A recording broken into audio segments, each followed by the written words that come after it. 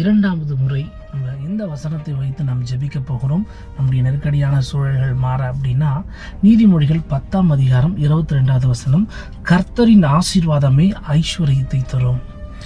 உங்களுக்கு கொடுக்குற ஜெப குறிப்பு தான். ஒருவேளை நீங்கள் எந்த சூழலில் இருந்தாலும் இந்த 10:22 ஆண்டவரே உங்கள் ஆசீர்வாதம் தான் எனக்கு ஐஸ்வர்யத்தை தரும்.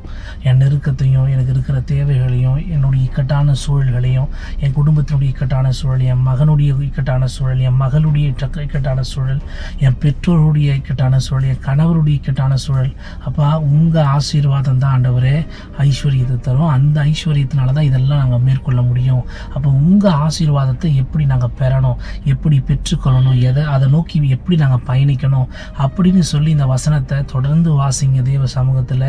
இந்த நேரத்தில் மதிய வேளையில் நல்லா ஜெபம் பண்ணுங்க.